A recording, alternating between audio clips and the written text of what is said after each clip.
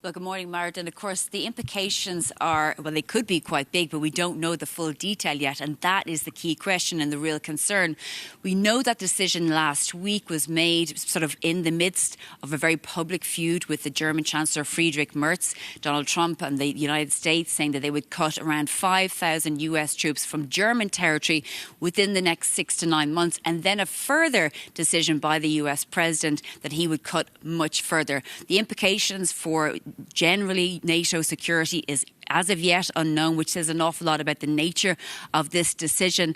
But I'm joined now, as you mentioned earlier, by Martin O'Donnell, the Colonel here, who is spokesperson for the Supreme Allied Commander of European Forces. Good morning, Colonel O'Donnell. Can you tell us what you've been told 4 days on from that decision last week? Yeah, so first, thanks for having me. Great to be with you. So things still stand, as the NATO spokesperson said in her statement over the weekend. NATO is still working with the United States to understand the implications of the decision made on Friday. And so, as you had already mentioned, 6 to 12 months, all those things still being under consideration. I would provide a few things for context, though. One, on the same day that the U.S. decided and made the announcement that it would reduce troops, it was actually, in fact, a brigade-sized unit, so we're talking thousands of troops, American troops, cased its colors to deploy here to Europe, an armored brigade from Texas on that same day. And so what I would offer to your viewers is that this type of rotation of forces moving in, forces moving out of theater, very, very common, something we're very, very used to. Yeah, indeed. And of course, we know that European allies have been bracing themselves for a troop cut of this nature at some point.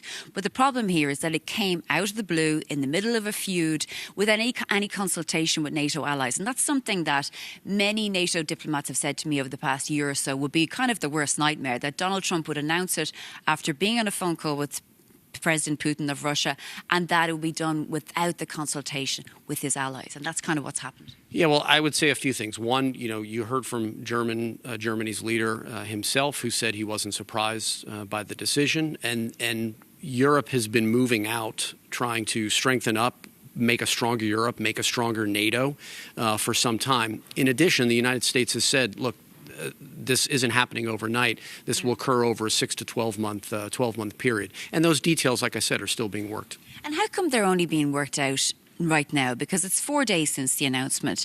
And so it appears that the strategy is sort of on short supply.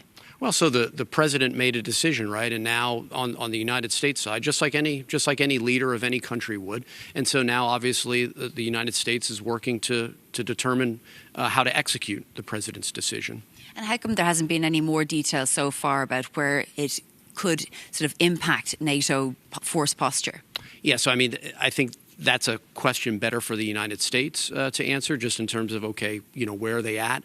From a NATO perspective, in terms of our deterrence and defensive plans, this doesn't change anything. We're still able, we will still be able to now, we are able now, and we will still be able to deter and defend all alliance territory. Okay, so let's look at the morale element, because obviously the last few months have been very confrontational when it comes to the United States and NATO allies in particular. Obviously, we saw at Greenland that really, really difficult sort of conflict between the United States, Denmark and others, in particular Nordic allies.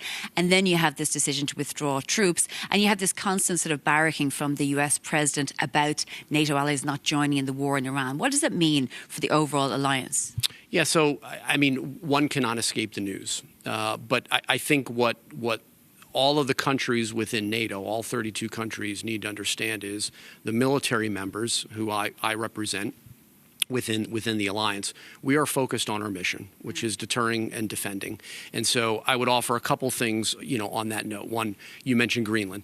There's thousands of troops right now in Greenland, soon to be in Sweden, in the Arctic, who are exercising under Arctic Sentry, 2 separate exercises. We, Supreme Headquarters Allied Power Europe, are starting today a command post exercise, Steadfast Deterrence. And so those are the types of things that we're focused on. Our aircraft are defending as part of Eastern Sentry. Our ships are defending as part of Baltic Sentry. Those are the types of things that as military members, we are focused on. Okay, Colonel Martin O'Donnell, thank you very much for joining us here at NATO headquarters. Back to you, Marit. Shauna, thank you so much, and thank you to your guest, Colonel Martin O'Donnell, there at the NATO headquarters.